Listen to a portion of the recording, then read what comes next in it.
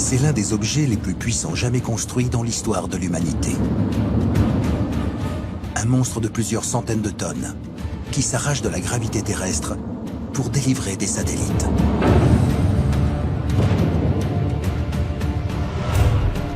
La nouvelle fusée Ariane 6 est un bijou de technologie. Un concentré pur de ce que l'homme est capable de construire de plus complexe. Avec elle, les mesures deviennent hors normes. On atteint le 100 km/h en moins de 5 secondes. Donc c'est une bonne voiture de course déjà, sauf qu'elle fait 500 tonnes et pas une tonne. Une masse gigantesque.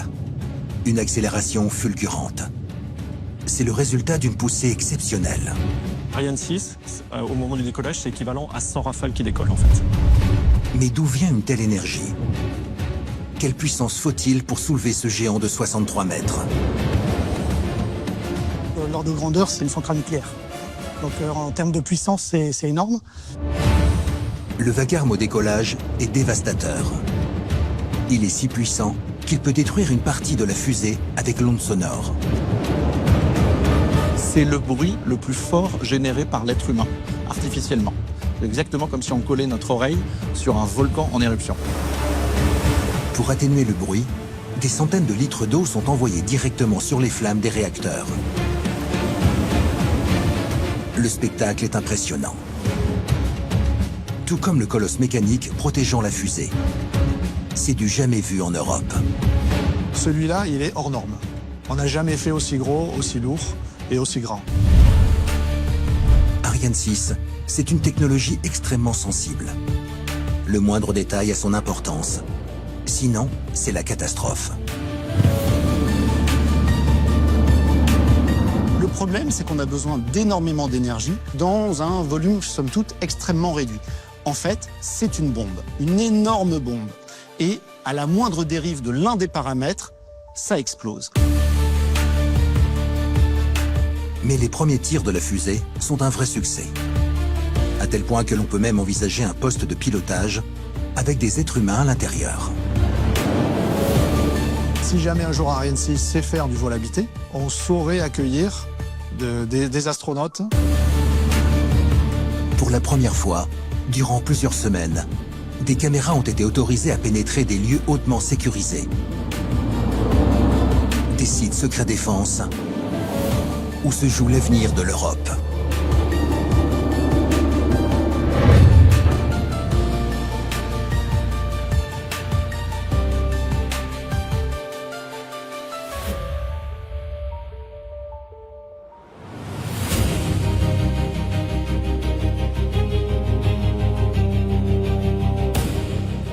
Avec ses 63 mètres, l'équivalent d'un immeuble de 20 étages, la fusée Ariane 6 est un exceptionnel condensé du génie français et européen.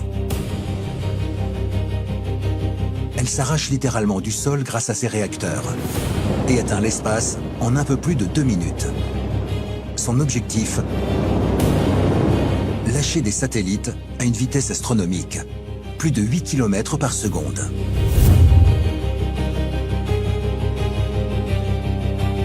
Des satellites qui sont essentiels pour la France. Grâce à eux, les avions Rafale communiquent avec leur base. Le porte-avions Charles de Gaulle échange avec le commandement resté sur Terre.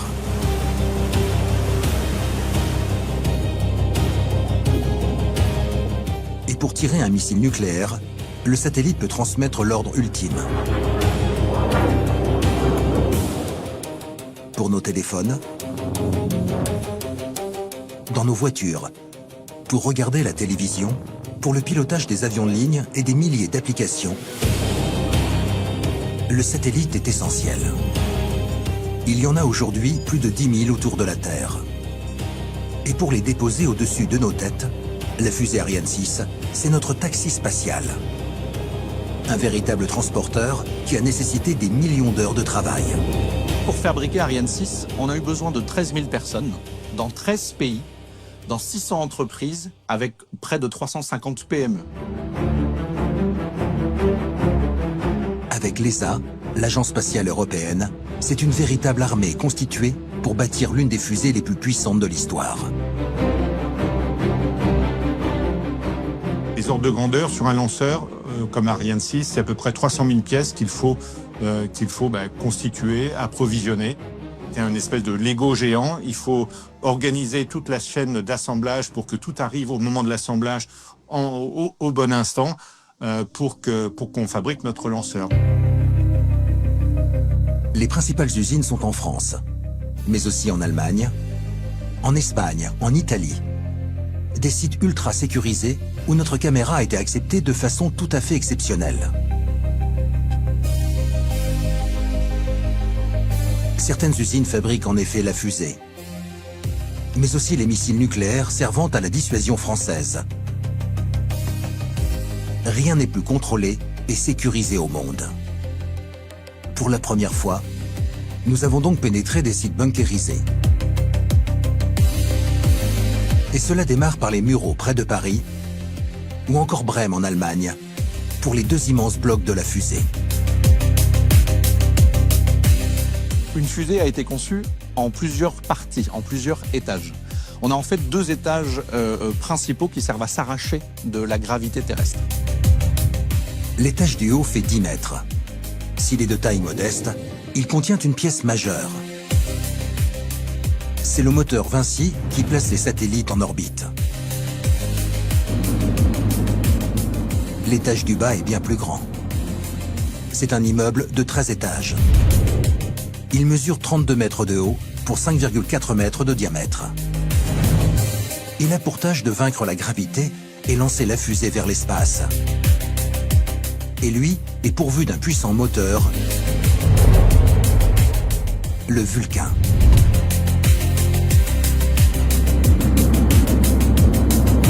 Accrochés au flanc de ce grand tube, les boosters.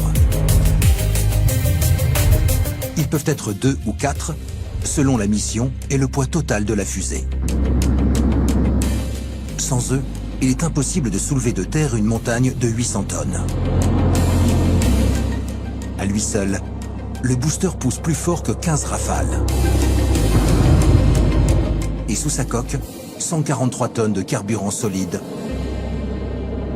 soit le poids de 2 avions de ligne compressés dans ce mini-propulseur. Enfin, tout en haut, c'est la coiffe avec à l'intérieur un ou plusieurs satellites. Le prodige étant de faire cohabiter tous ces éléments avec des carburants hautement inflammables.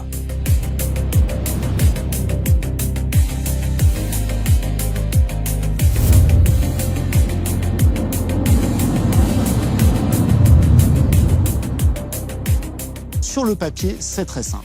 Le problème, c'est qu'on a besoin d'énormément d'énergie, de concentrer d'énormément d'énergie dans un volume, somme toute, extrêmement réduit.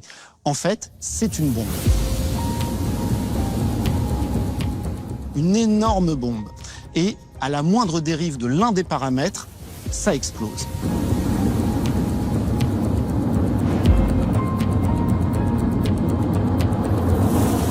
On veut pouvoir doser cette réaction de manière à obtenir une poussée pendant plusieurs minutes et non pas une explosion instantanée.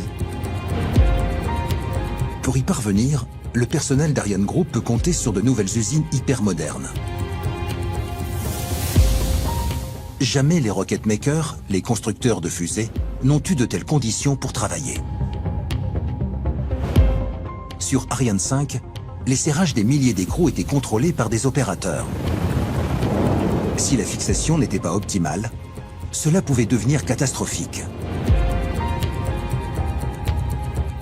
Dans ces nouvelles usines, tout est contrôlé numériquement. Les moyens que l'on a connectés ici sont des visseuses et des clés connectées qui nous permettent d'enregistrer quelque part le niveau de serrage que l'on va exercer sur toutes nos liaisons. Et donc, c'est-à-dire qu'on va enregistrer la valeur pour chacun des serrages que l'on va effectuer sur le lanceur. Avec les nouveaux bâtiments, la fusée est construite horizontalement et non plus verticalement.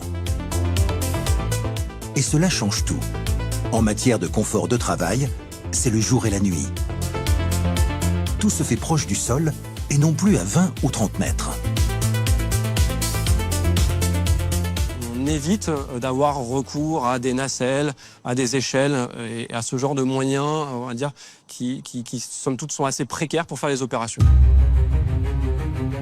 C'est ainsi que sont réalisés les 2 grands étages de la fusée.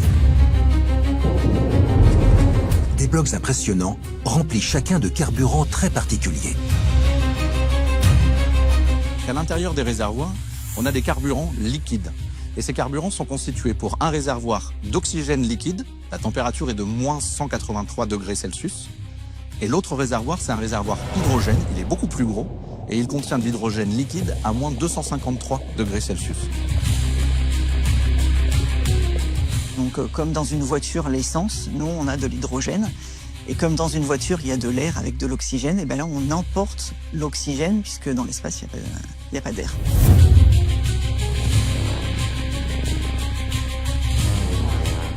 Le mélange de carburant oxygène-hydrogène a été choisi parce que lorsqu'ils se mélangent et qu'ils brûlent l'un dans l'autre, c'est la plus grande énergie que l'on peut faire avec du carburant facilement stockable.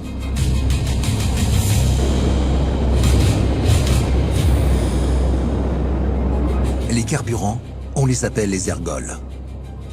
Et il ne faut surtout pas qu'ils se mélangent accidentellement, sous peine de tout faire exploser. Il y a une séparation, il y a une structure qui permet de séparer les 2 étages et de les maintenir relativement éloignés l'un de l'autre. Les 2 carburants vont néanmoins fusionner à un moment précis pour provoquer une réaction et offrir une puissance d'échappement exceptionnelle. Cela se déroule tout en bas de la fusée, à l'allumage du réacteur. Les 2 pompes vont pomper pour l'une l'hydrogène, pour l'autre l'oxygène liquide dans les 2 réservoirs de la fusée et vont mélanger tout ça dans une chambre de combustion qui va brûler les 2 gaz l'un dans l'autre. Au bout de la chaîne, le moteur Vulcain 2.1, un bijou de technologie avec ses turbopompes aspirantes. Elles tournent à plusieurs dizaines de milliers de tours par minute. Elles viennent comme ça pomper d'un côté un réservoir froid et l'autre un réservoir très froid. Et les 2 se mélangent pour faire quelque chose de très chaud, puisqu'à la sortie, on est plutôt de l'ordre de 3000 degrés. C'est littéralement l'ordre de grandeur du magma en fusion.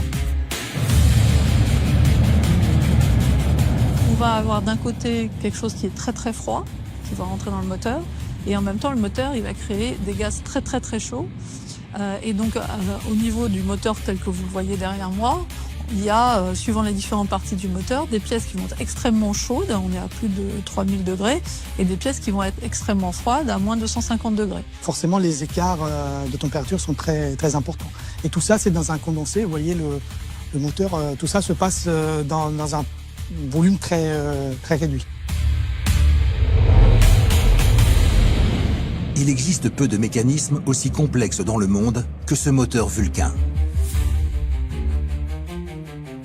Gérer des températures avec un écart aussi important est un défi extrême pour les ingénieurs.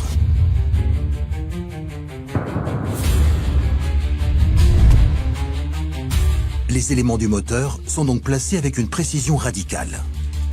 Trop proche du feu, certaines pièces s'enflammeraient. Ça tiendrait pas, ça fondrait, j'imagine, ça se déformerait, voilà. La parade, c'est cet opercule couleur cuivre. Il est en partie fait de liège et réussit à isoler le moteur des hautes températures. Cet élément permet de protéger effectivement la partie haute du moteur, donc à gauche des flux thermiques, encore une fois, pour éviter que des gaz chauds remontent dans la baie moteur. Et puis le divergent qui lui reste exposé, il est protégé par cette protection thermique que vous voyez. Pour assembler ce moteur Vulcain, il faut 5000 pièces montées au millimètre, autant que 5 moteurs de Formule 1. Soupape, injecteur, capteur, turbine, tuyère, tout est miniaturisé, calibré. Un orchestre mécanique où la moindre fausse note peut tout faire exploser.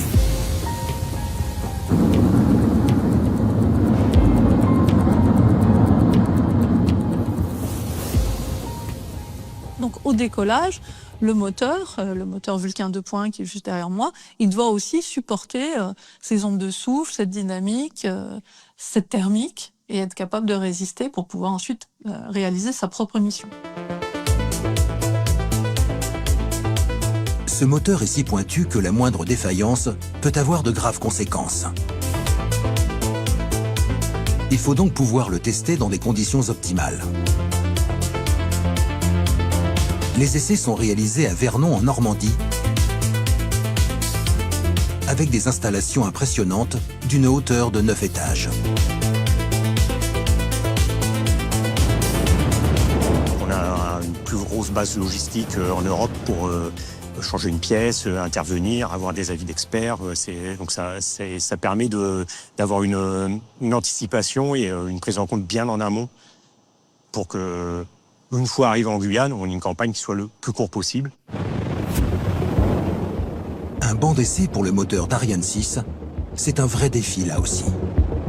Il faut pouvoir contenir l'énorme poussée de ce Vulcain.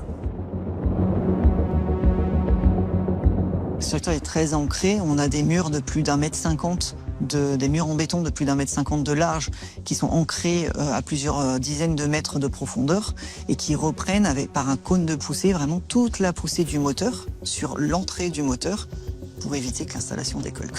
La poussée au décollage est de l'ordre de 140 tonnes. Et c'est un moteur qui développe une puissance très très importante, de l'ordre de 3000 MW. Donc l'ordre de grandeur, c'est une centrale nucléaire. Donc en termes de puissance, c'est énorme. On le pousse un peu dans ses retranchements, on va chercher ce qu'on appelle des marges, voilà, pour vérifier qu'il n'y a pas un problème à un moment qui pourrait créer une anomalie en vol et donc un échec lanceur. C'est aussi le moment de régler le moteur avec une précision absolue. Si on faisait un Paris-Marseille avec sa voiture, il faudrait savoir exactement combien d'essence on doit mettre dans la voiture et à quelle position on doit mettre la pédale d'accélérateur pour être sûr d'arriver précisément au point d'arrivée.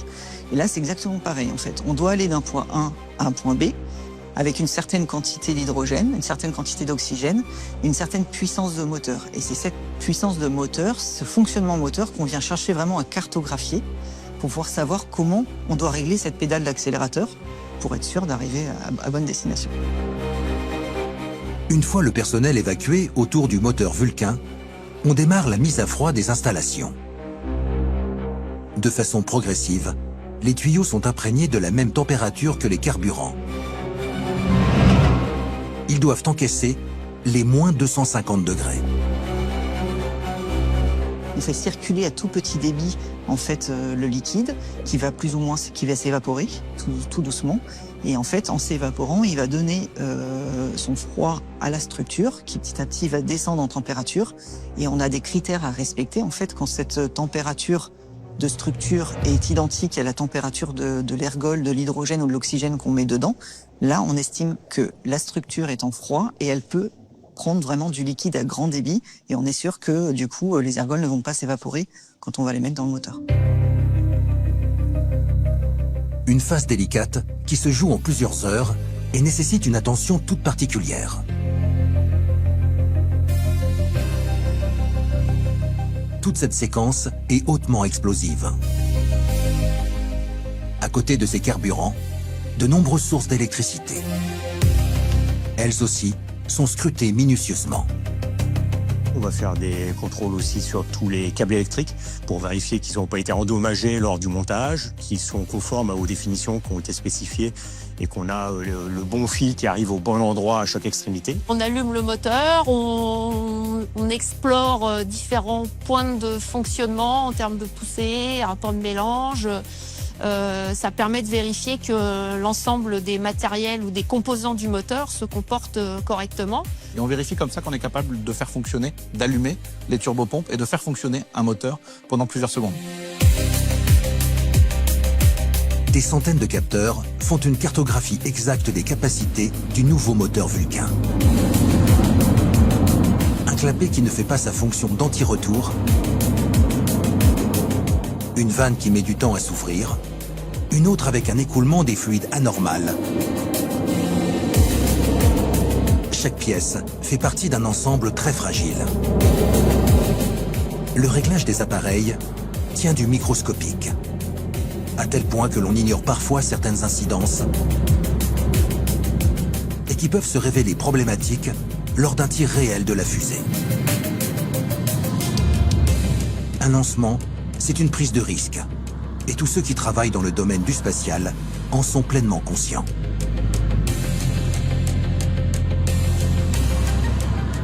Il est impossible de faire un contrôle à absolument 100% de l'ensemble des systèmes. Quand on le teste sur nos bancs d'essai à Vernon, on a un certain nombre de paramètres qu'on vérifie en termes de fonctionnement. Mais après, l'environnement du moteur dans le lanceur, c'est encore autre chose. Quand vous allumez les boosters, évidemment, les contraintes auxquelles l'ensemble est soumis sont encore plus importantes. Car c'est le seul défaut des essais sur un banc. Ils doivent faire sans eux, les boosters. Ils sont au nombre de 2 ou de 4, selon la configuration d'Ariane 6. Ce sont les éléments les plus impressionnants au moment du décollage. Chaque booster contient plus de 140 tonnes de carburant, prêt à exploser en poussée pure. Une fois allumés, impossible de les couper. Ils brûlent tout, jusqu'au dernier gramme.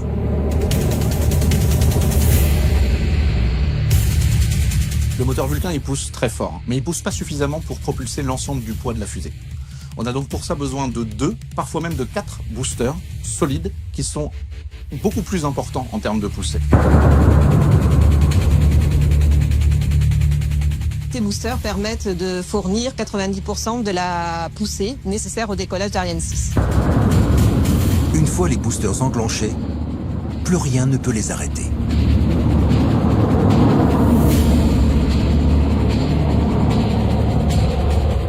Ariane 6, au moment du décollage, c'est équivalent à 100 Rafales qui décollent en fait.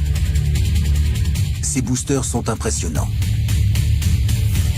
Leurs 13 mètres de hauteur sont entièrement remplis d'un carburant différent de la fusée. Il est aussi dur que de la pierre. C'est un carburant compact, notamment à base de caoutchouc et de poudre d'aluminium. Cet ensemble dégage une puissance exceptionnelle. Et il a l'avantage d'être incorporé dans le booster plusieurs jours avant le tir. Donc on peut comme ça fabriquer plusieurs boosters et les stocker en attendant d'être utilisés au bon moment sur une fusée dès qu'elle est prête. Les boosters, c'est en France qu'ils sont construits, dans la région bordelaise. Une technologie que les ingénieurs maîtrisent totalement. Car le carburant qui est utilisé, c'est le même qui propulse les missiles nucléaires. Un carburant dense, stable, prêt à l'allumage instantané. Dans les deux cas, une seule logique. Allumer et ne plus jamais pouvoir l'arrêter. Avec des températures jamais vues en sortie du booster.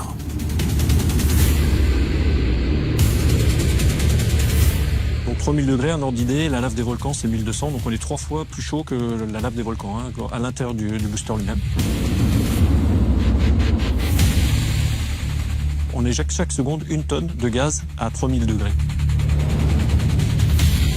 Cette puissance arrachant littéralement la fusée de son pas de tir est titanesque.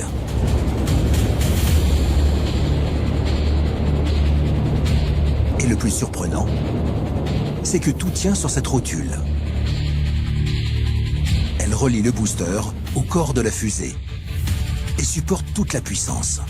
Ces rotules encaissent la poussée de 150 tonnes par booster. Une technologie classée avec des dimensions secrètes elles aussi.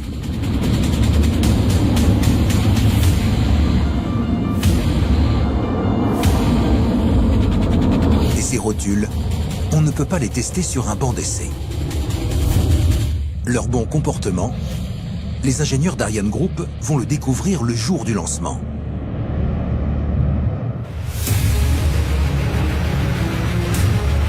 Elles font partie des nombreuses pièces amenées sur le site de Kourou via un moyen de transport exceptionnel.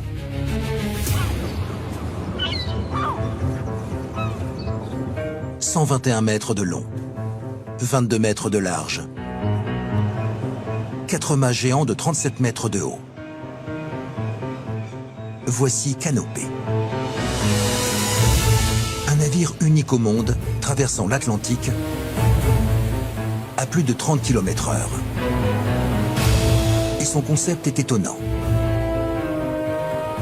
Canopée est propulsé par un mélange de diesel et de voile.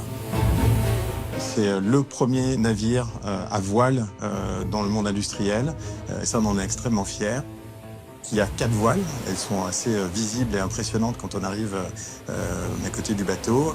Et elles permettent de profiter des alizés sur la traversée de l'Atlantique principalement. C'est des voiles qui sont entièrement donc brevets français, donc de fabrication européenne. Les mâts sont en carbone fabriqués en Italie, qu'on a fait venir en fait sur la Normandie pour pouvoir faire l'assemblage complet du système. Canopée, c'est un navire hors norme, à la croisée du transport spatial et de la marine de demain. Et avant de rejoindre la Guyane, le navire a ainsi récupéré tous les éléments de la fusée en passant de port en port. De Brême au Havre, en passant par Rotterdam et Bordeaux. À chaque escale, un nouveau tronçon d'Ariane 6 est chargé. Et après un dernier arrêt sur le continent, cap sur Kourou avec 7000 km d'océan à franchir. Il lui faut pour cela une douzaine de jours, et avec sa voilure futuriste, des lignes taillées pour la performance, l'économie de carburant est de 30%. Mais ce n'est pas uniquement dû à ces voiles. C'est comme vous faites dans du vélo. Quand on fait du vélo, même s'il n'y a pas de vent, quand on commence à pédaler, on sent l'air frais. Ben, le système, il est conçu pour ça. C'est que la carène va accélérer le moindre filet de vent dès que le moteur va être en route et va venir frapper les premières ailes. Et donc, on va obtenir une efficacité immédiate grâce à la forme de la carène. Le bateau, au départ, était prévu à 6 voiles. Et donc, les essais en soufflerie et à l'efficacité du système vélique nous a démontré que pour un bateau de 121 mètres de long, l'optimum, c'était pas 6, mais c'était 4 voiles. Une fois tous les éléments de la fusée sur le sol guyanais, il n'y a plus qu'à rejoindre le site de lancement de Kourou, en plein cœur de la jungle.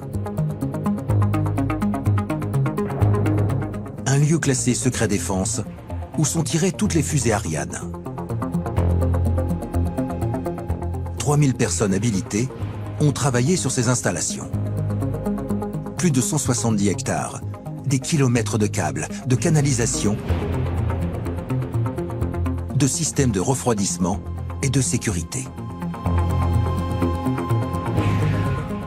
Chaque décollage transforme ce lieu en enfer sonore et thermique.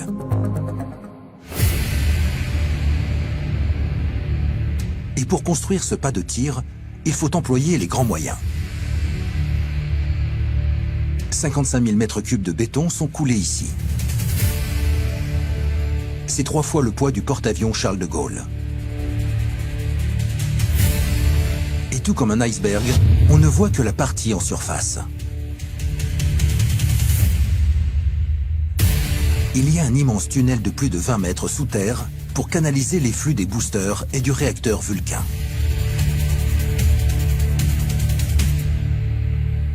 La vitesse d'éjection de ces gaz est rapide, la pression induite au sol pour élever le lanceur du fait de la vitesse d'éjection des gaz est également très forte. Donc du coup, on crée un puits sous le lanceur, un trou sous le lanceur, et on crée une section pour évacuer les gaz par les 2 tunnels.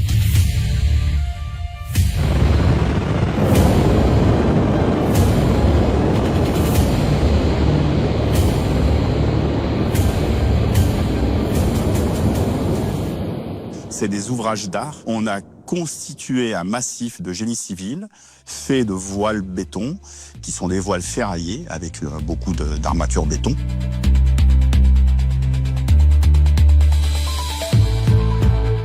En plus de ces 2 tunnels, il y a une pièce cruciale. Elle est située juste au-dessous de la fusée, au niveau du réacteur Vulcain. C'est un déflecteur de grande dimension. Sa fonction est essentielle au décollage de la fusée.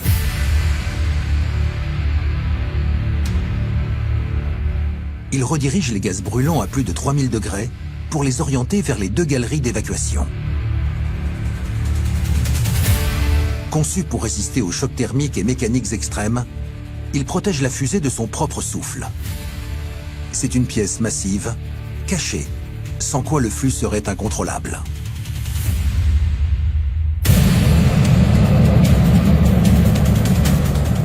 Il pourrait y avoir des effets de vortex, des rotations du flux de gaz au fond du Carnot, avec des remontées éventuelles, puisqu'il n'y aurait pas de direction imposée à l'impact du jet. Le Vulcain, lui, qui est le moteur central du corps central, il est au milieu des 4 propulseurs à poudre. Lui, il frappe sur l'arête du déflecteur, au centre.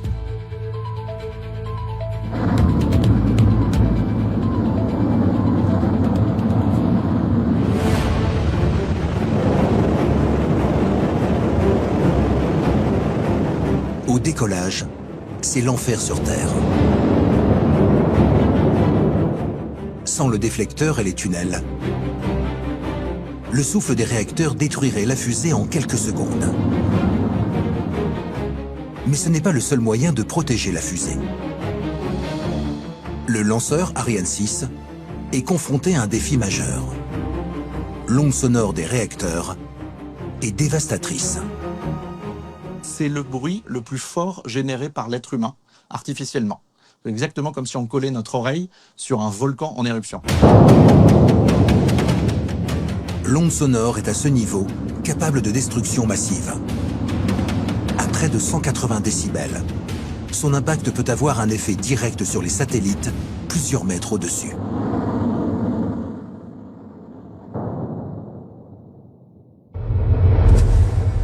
La plupart, ou quasiment tous, ils ont des panneaux solaires, des grands panneaux solaires qui sont tellement grands qu'ils vont se déployer dans l'espace, mais ils sont repliés sur eux-mêmes. Et donc ils sont souples, ils sont assez fragiles et souples, puisqu'ils doivent être légers. Ces panneaux solaires ne supporteront pas une déflagration sonore aussi forte. Alors pour éliminer ce problème, le CNES va employer un moyen surprenant. C'est un déluge d'eau.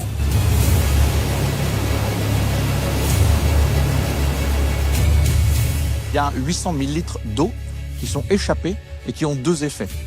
Le premier, il est évident, il est de refroidir l'ensemble de la structure au sol. Le deuxième, et il est très important, il permet de casser l'onde acoustique. C'est exactement comme vous mettez la tête dans une baignoire ou au fond de la piscine. On n'entend plus les bruits extérieurs. C'est exactement ce qui se passe.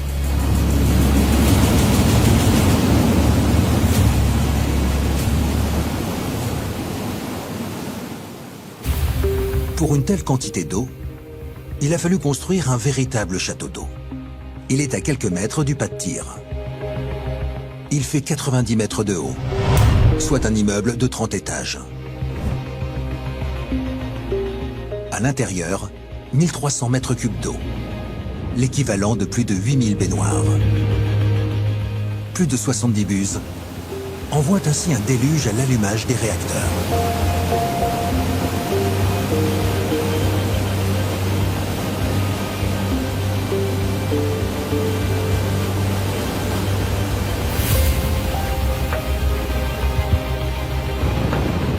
Et lorsque l'on assiste à un décollage de la fusée, ce que l'on prend pour des panaches de fumée, c'est en réalité l'évaporation de l'eau en quantité gigantesque associée au feu des réacteurs.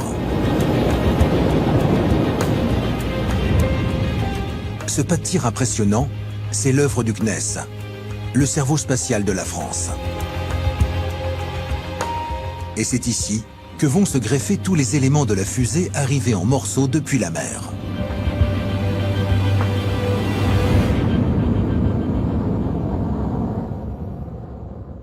Assembler la fusée, c'est une partie très très délicate systématiquement, parce que les structures sont très importantes. Les structures font 5,40 m de diamètre pour les parties principales et sont hyper longues. Et pour ce montage aux dimensions exceptionnelles, Arianespace est doté d'un géant d'acier sans équivalent.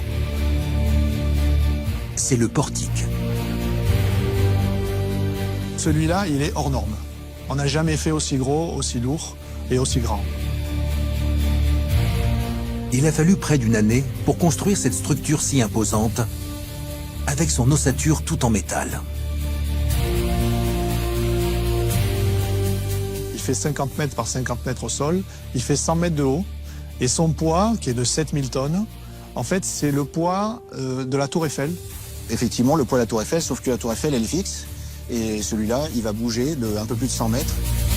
Ce portique est en effet mobile, ce qui en fait une structure hors norme. Il sert ainsi à verticaliser la fusée, avec pour finir l'ajout des boosters. Et une fois la fusée assemblée, il peut se retirer pour laisser Ariane 6 décoller sans être endommagé. Et bouger un colosse avec ses dimensions est un exploit technique.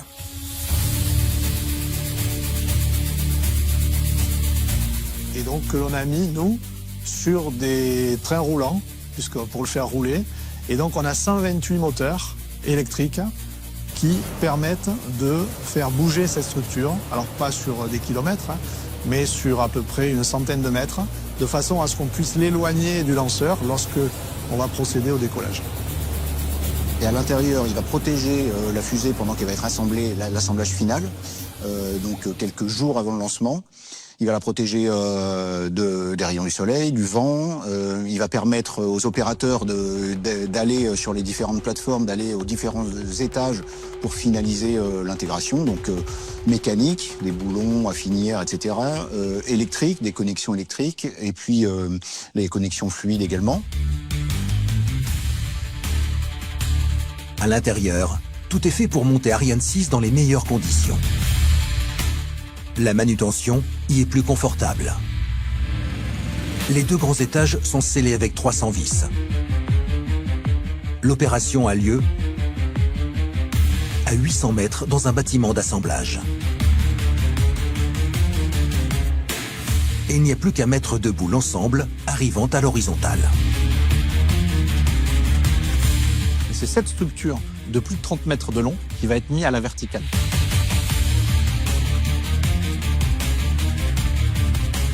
Un pont va nous permettre de porter la structure horizontale et de la verticaliser.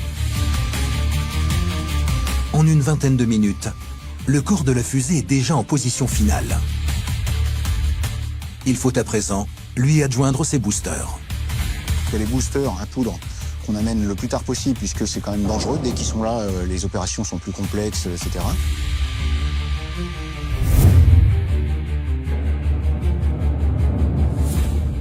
Ces boosters, quand ils sont prêts, on va effectivement ressoulever un tout petit peu le corps central, rapprocher cette fois-ci dans leur position finale les boosters et redescendre le corps central dans sa position initiale avec des attaches en haut.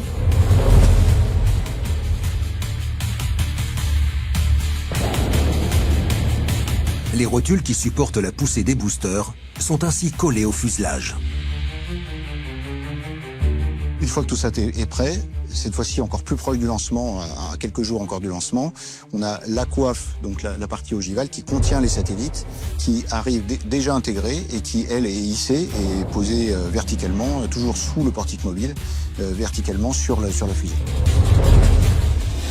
Une fois la fusée complète, le portique de 90 mètres de haut et de 7000 tonnes peut se retirer. On a des toutes petites vitesses au départ, d'ailleurs quand nous on assiste aux derniers instants, et donc ça fait partie des opérations un peu spectaculaires de la chronologie finale. En fait, au départ on le voit à peine bouger, c'est du 1 mètre minute. Et puis on a, donc ça c'est la très petite vitesse, après on passe en grande vitesse, et après on a la très grande vitesse, mais c'est pas un TGV, hein, puisqu'on est à 7 mètres minute maximum, quoi.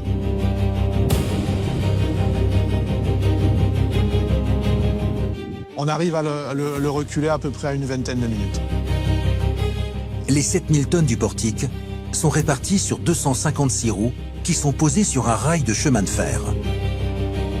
Plus d'une centaine de moteurs les actionnent, laissant une marge en cas de problème.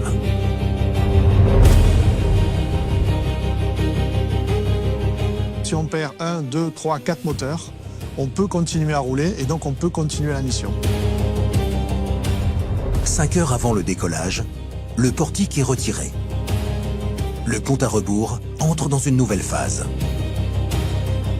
Dans quelques instants, le remplissage hautement risqué des carburants va commencer. On réduit les effectifs sur site. On ne met que les personnes qui sont strictement indispensables aux opérations. Et elles sont équipées, surveillées. On a des caméras partout qui permettent de les surveiller. Hydrogène à moins 253 degrés. Oxygène liquide à moins 183 degrés. Des fluides extrêmes interdisant toute proximité humaine.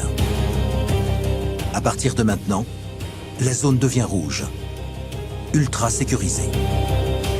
Les êtres humains sont évacués et tout est fait à distance avec de la fibre optique. Donc c'est des ouvertures de vannes, c'est de la mise en froid, c'est vérification de capteurs, de température, de pression dans les réservoirs, etc. Dans le petit réservoir bleu, à moins 183 degrés, l'oxygène liquide est si froid qu'il peut figer instantanément n'importe quel matériau mal préparé.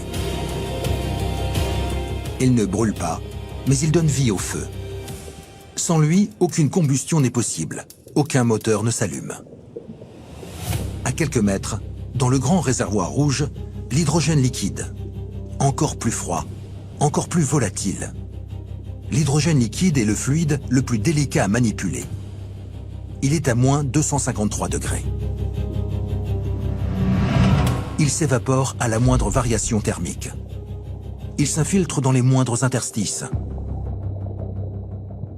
Il peut s'enflammer à la moindre étincelle. Chaque conduite, chaque soupape, chaque joint est surveillé en temps réel, car le moindre défaut peut provoquer une explosion avant même le décollage.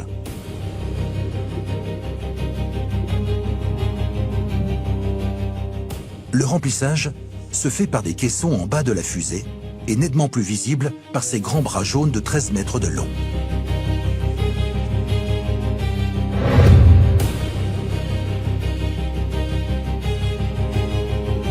La fonction, c'est d'alimenter le lanceur, c'est de le remplir. Les bras n'ont aucune fonction pour stabiliser la fusée. La fusée, elle se tient toute seule, elle a besoin de personne. C'est-à-dire que vraiment, quand la fusée décolle, on doit les retirer, et évidemment les retirer au plus vite pour éviter de toucher le lanceur lorsqu'il va décoller, parce qu'Ariane 6 décolle très très vite.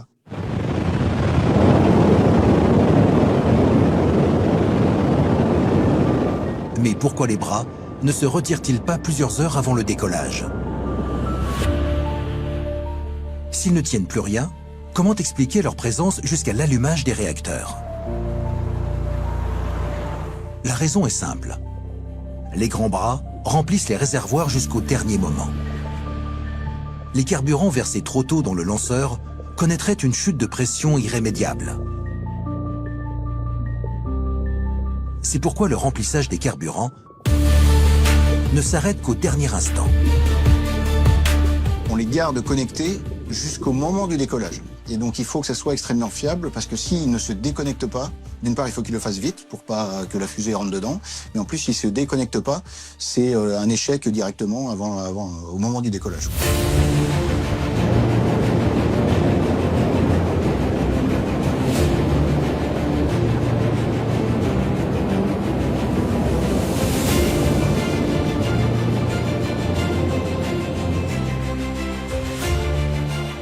Tout est prêt pour le lancement. Les capteurs sont tous dans le vert et le personnel à l'abri.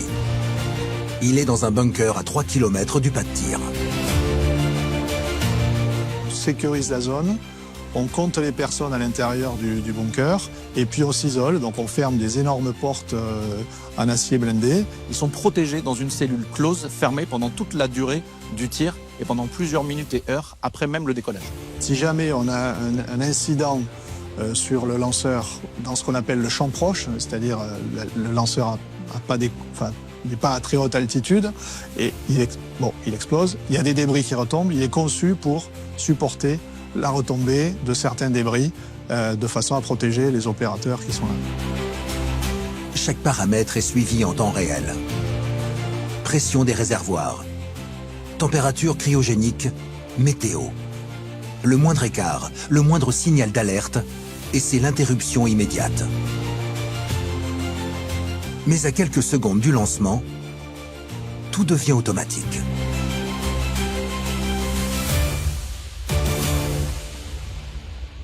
Dans les toutes dernières secondes, environ une dizaine de secondes avant le décollage, là, La fusée est entièrement autonome, il n'y a plus aucun contrôle et il commence à y avoir déjà les premiers arrachements de câbles, les tout premiers. Du coup, on ne pourra plus contrôler la fusée dans tous les cas. Cette automatisation, c'est le résultat des milliers de données entrées dans le logiciel de bord de la fusée. Et quand tout est prêt, le top départ est lancé. À présent, c'est le super ordinateur qui pilote tout. À tous de DDO, attention pour le décompte final. 10, 9, 8, 7, 6, 5, 4, 3, 2, 1, top. Le moteur Vulcain est allumé. Et presque simultanément, démarre l'arrosage grâce aux 70 buses. L'eau en grande quantité va refroidir les structures en béton qui vont recevoir d'un coup les 3000 degrés des réacteurs. Mais près d'1 million de litres d'eau vont aussi réduire l'onde sonore destructrice.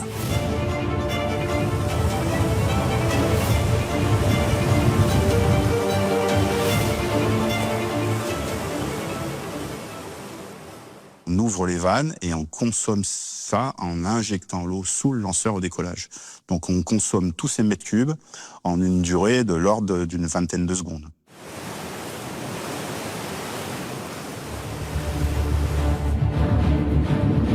Le moteur Vulcain commence à pousser de plus en plus fort. Puis c'est au tour des énormes boosters. À eux 4, ils délivrent plus d'1 million de newtons de poussée. C'est comme allumer 60 avions de chasse en même temps, dirigés dans un seul but, briser la pesanteur.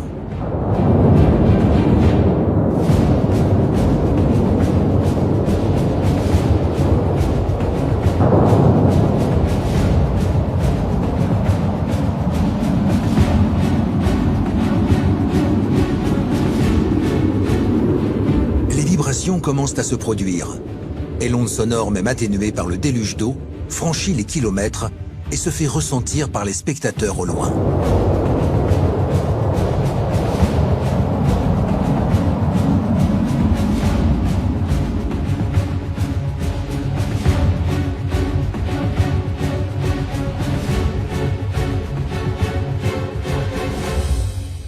Comme on est à une certaine distance, vous voyez d'abord, puis vous sentez après l'onde sonore qui vous arrive et qui vous prend vraiment aux tripes. La vibration, elle est hyper impressionnante. Au moment du décollage, on reçoit l'onde de choc générée par le bruit de l'allumage des boosters principalement, plusieurs secondes après qu'on la voit décoller, puisqu'il y a un décalage vu notre positionnement de plusieurs kilomètres du pas de tir.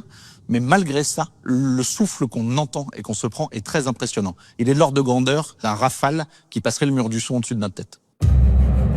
Le vacarme d'un immeuble qui s'écroule atteint 100 décibels. Ariane 6, c'est 180. Le seuil de la douleur est largement dépassé. L'être humain à ce stade peut en mourir avec une rupture pulmonaire et des hémorragies internes. Protégé de ce risque mortel, dans le centre de contrôle du tir du bunker, l'émotion saisit tout le personnel. Ce qui nous donne énormément d'émotions au moment du décollage, et notamment au moment du premier lancement, puisque c'était la première fois qu'on le voyait, ça a été vraiment l'ouverture des bras qui libère en fait la fusée. Donc on voit les bras qui s'ouvrent et là on voit la fusée qui décolle pour la première fois, et ça c'est une émotion intense et une image qui est restée gravée dans ma mémoire. Cette émotion au décollage, en fait, c'est un condensé de 10 ans de vie en quelques secondes.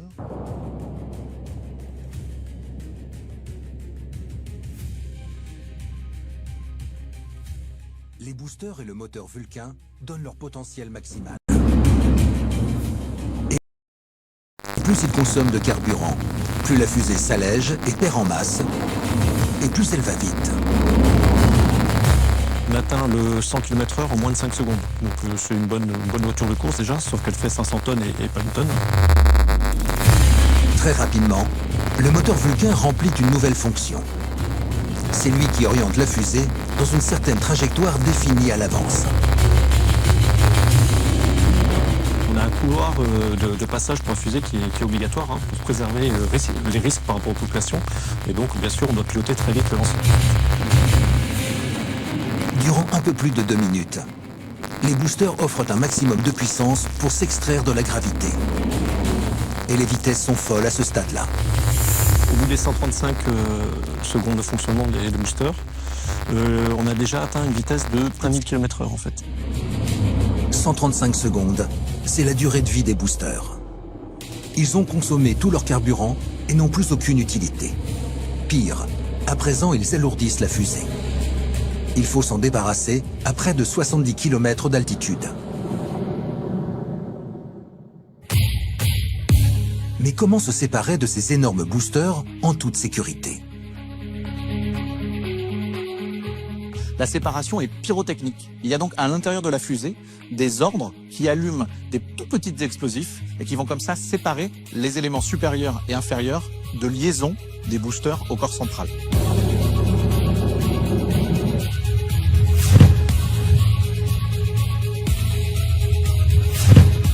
La mise en œuvre des chaînes pyrotechniques à l'intérieur qui viennent séparer comme ça les étages entre eux, elle est micronique, elle est au-delà du millimètre.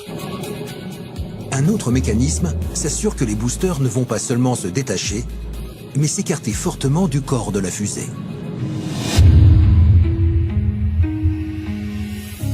Dans la partie supérieure, effectivement, on a deux fusées d'écartement qui permettent vraiment de largement écarter les boosters par rapport au reste du lanceur pour pas risquer qu'il y ait un déséquilibre ou un retour d'un booster sur le corps central. C'est petit, hein, c'est inférieur au mètre en termes de taille, hein, donc c'est vraiment juste des petits propulseurs de poing. Les boosters, une fois qu'ils ont fini de pousser, qu'ils sont séparés, ils vont retomber tout seuls au milieu de l'océan. On a une loi qui nous oblige à ce qu'ils ne flottent pas. Ils vont donc couler au fond de la mer. 5 minutes après le décollage, la fusée franchit les 100 km d'altitude. Ici, il n'y a plus d'air. Plus de résistance, plus rien pour freiner. Ariane 6 vient de percer la frontière de l'espace. C'est à cet instant qu'une manœuvre spectaculaire débute. On est hors de l'atmosphère, on n'a plus besoin de la coiffe. Et on vient séparer comme ça 2 tonnes qui ne nous servent plus et qui vont elles aussi retomber au milieu de l'océan. Les satellites sont à nu. La fusée est à 270 km d'altitude. Le stress est omniprésent dans les équipes. Car c'est un moment important qui va se dérouler. Il faut se débarrasser de l'étage principal. Il ne contient plus de carburant. Des 150 tonnes d'hydrogène et d'oxygène liquide, il ne reste plus rien. Et comme le but est de toujours alléger le poids de la fusée pour consommer le moins possible, c'est l'étage principal qui doit se détacher. 30 mètres de structure à supprimer. Là aussi, des moyens pyrotechniques permettent le décrochage de cet immeuble de 10 étages. Ce colosse est lui aussi renvoyé sur Terre et se perdra au fond des océans. C'est ainsi que d'une fusée de 60 mètres, il ne reste plus qu'une quinzaine de mètres. Pour rejoindre l'orbite et envoyer le satellite, Ariane 6 met alors en marche son deuxième moteur, le fameux Petit Vinci. Le moteur, il pèse environ 500 kg. Par rapport à un Vulcain qui est beaucoup plus lourd, bon, il est beaucoup plus léger, un Vulcain, c'est de l'ordre de 2 tonnes. En comparaison, le Vinci a une poussée de 18 tonnes, alors que le Vulcain pousse lui à 140 tonnes.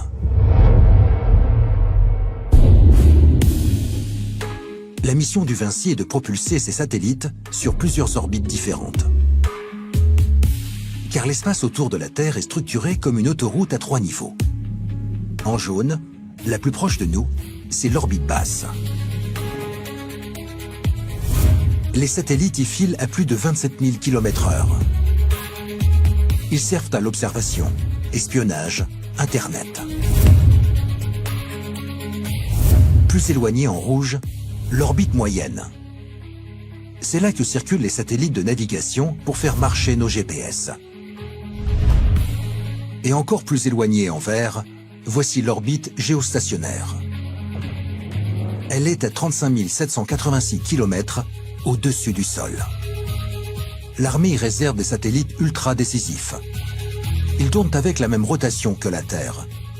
Cela leur permet d'être sur un point fixe de la planète et d'obtenir une image parfaite d'un site. La mission d'Ariane 6 est de placer tous ces satellites du mieux possible. On est sur une centaine de mètres à peu près de précision sur l'orbite. Alors il y a plusieurs caractéristiques sur une orbite, mais on est à des capacités qui sont exceptionnelles par rapport à l'ensemble des lanceurs dans le monde. Un placement parfait augmente la durée de vie d'un satellite. Celui-ci n'a pas besoin de dépenser d'énergie pour se repositionner. Le meilleur exemple, c'est le télescope James Webb. Un miroir géant de 6 mètres de longueur capable de capter la lumière venue des débuts de l'univers. Coût du satellite, 10 milliards de dollars avec un développement sur 20 ans. Et c'est la précédente Ariane 5 qui fut choisie pour l'envoyer dans l'espace.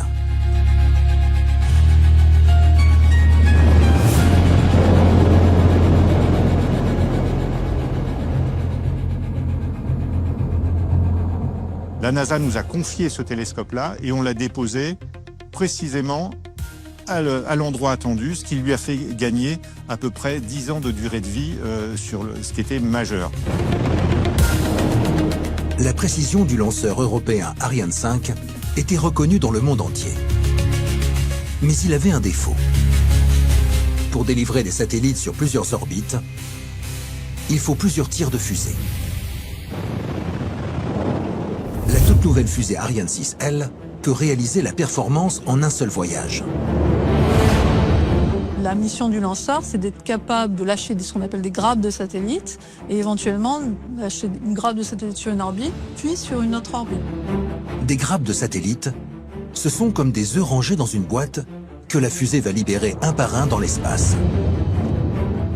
Et chacun peut être déposé dans l'orbite qui lui correspond. Ariane 5 ne savait pas le faire, non, effectivement. Disposer des satellites sur plusieurs trajectoires, c'est la révolution Ariane 6.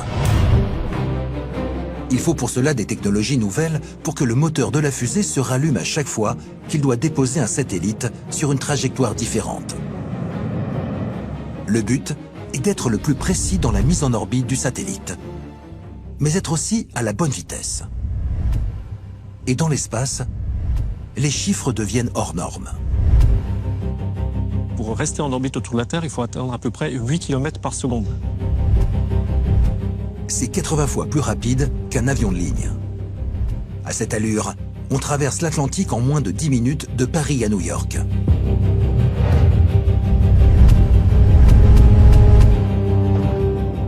Un satellite lancé à 10 km par seconde dans une orbite parfaite pourrait vivre ainsi pour toujours. Pas de frein, pas de frottement, juste l'équilibre entre vitesse et gravité. Mais l'espace n'est jamais vraiment vide. Rayonnement, débris, perturbations gravitationnelles. Tôt ou tard, la trajectoire se dérègle. Pour Ariane 6, la précision est donc un impératif, et ce, sur toutes les orbites à atteindre.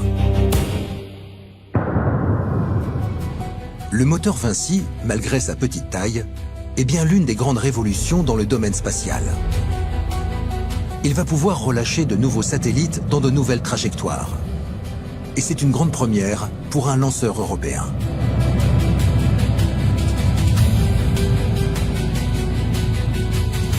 C'est un système qui permet en fait de rallumer le moteur plusieurs fois. Donc, contrairement à Ariane 5, où c'était de la poudre. Donc la poudre, quand on allume, la poudre, quand il n'y en a plus, on ne peut plus rallumer. Là, on a un système qui permet de rallumer. Et le fait de pouvoir réallumer ce moteur-là nous donne accès à différentes orbites, que ce soit des orbites basses, d'aller déposer nos satellites sur différentes orbites à différents points dans l'espace, pour simplifier, et aussi d'aller vers les orbites très haute énergie, Et on peut faire tout ça avec ce moteur qui peut se rallumer plusieurs fois. On peut faire comme un bus qui fait différents arrêts. Alors on est dans l'espace, c'est un peu simplifié, mais qui fait différents arrêts pour laisser ses passagers à différents endroits.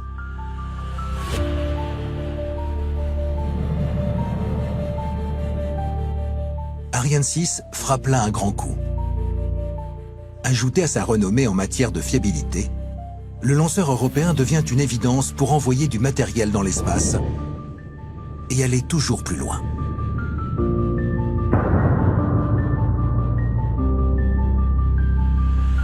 Les dernières orbites potentielles, c'est ce qu'on appelle les orbites de libération. C'est quand vous voulez envoyer un satellite, soit vers Jupiter, vers Pluton ou vers des sondes d'exploration de l'univers.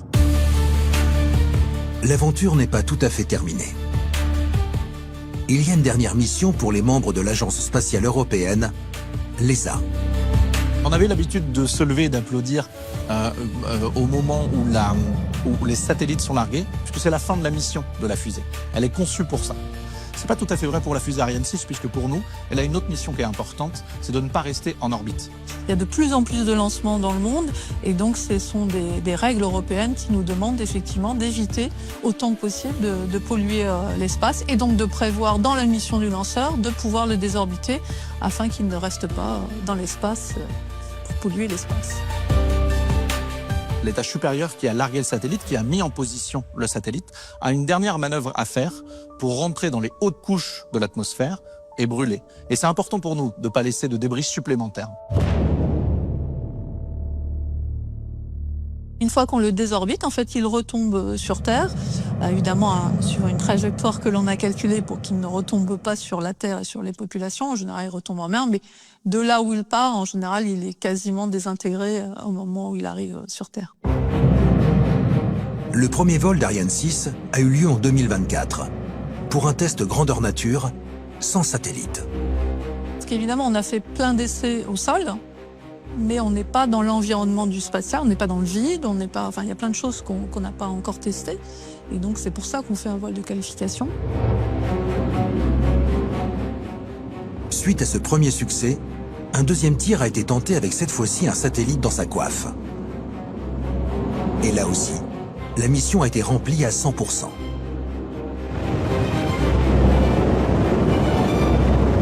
Dans le milieu du spatial, réussir du premier coup les 2 premiers lancements, c'est quelque chose d'assez exceptionnel. Et pour les personnes qui travaillent dans le spatial, on sait à quel point ça peut être compliqué.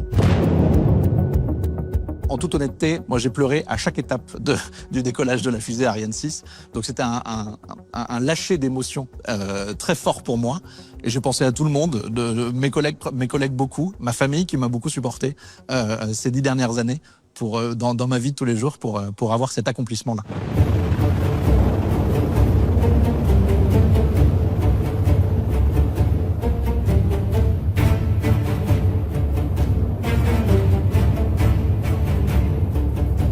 Le fait d'avoir fait ça en équipe, d'avoir réussi quelque chose qui est presque qui tient un peu du miracle, en tout cas ça donne cette impression et c'est très très émouvant et les larmes, oui, les larmes de plusieurs personnes dont les miennes, je ne le cache pas, ont coulé ce jour-là, oui, mais de bonheur, bien sûr.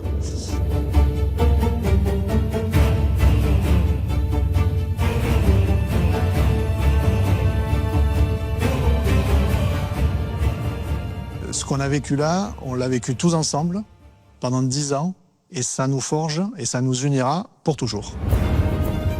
Ariane Espace, qui commercialise les tirs de fusée pour les opérateurs satellites ou les clients particuliers, a déjà un carnet de commandes bien rempli. 30 tirs de fusée sont déjà actés. Mais Ariane 6, c'est bien plus qu'un lanceur. C'est le symbole d'un savoir-faire européen, capable de rivaliser avec les géants mondiaux. Chaque boulon, chaque réservoir, chaque algorithme est le fruit d'une maîtrise industrielle et scientifique unique au monde. Derrière cette prouesse, des milliers d'ingénieurs, de techniciens et de chercheurs unis par une ambition commune, garantir à l'Europe un accès indépendant à l'espace. Et ils y sont parvenus. Ariane 6 vole. Elle est fiable, puissante, compétitive. Mais cette histoire ne fait que commencer. Car si Ariane 6 n'a pas été pensée pour les missions habitées, elle pourrait bien un jour ouvrir la voie.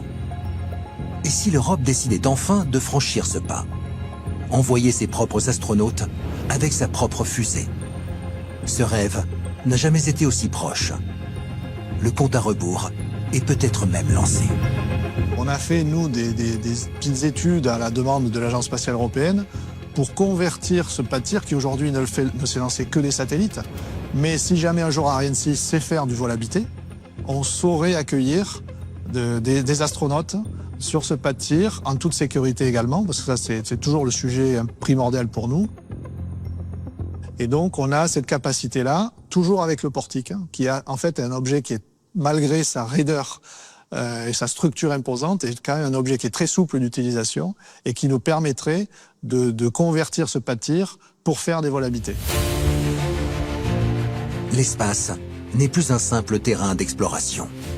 C'est devenu un théâtre d'opération, un champ de bataille invisible où se joue déjà la suprématie mondiale. Qui contrôle l'espace contrôle la communication, la navigation, le renseignement et donc potentiellement l'issue des conflits futurs. Satellites espions, brouillage, cyberattaques orbitales. La guerre de demain se prépare là-haut, loin des radars. Dans un monde instable, tendu, l'Europe ne peut plus se permettre d'être dépendante. Il lui faut sa propre autonomie stratégique, ses propres moyens d'action. Et Ariane 6 en est l'un des piliers. Sans lanceur, pas de satellite. Sans satellite, pas de vision, pas d'alerte, pas de défense. L'espace, c'est désormais la clé pour ne pas être aveugle, ni sourd. Et surtout, pour ne pas être en retard sur l'histoire qui s'écrit.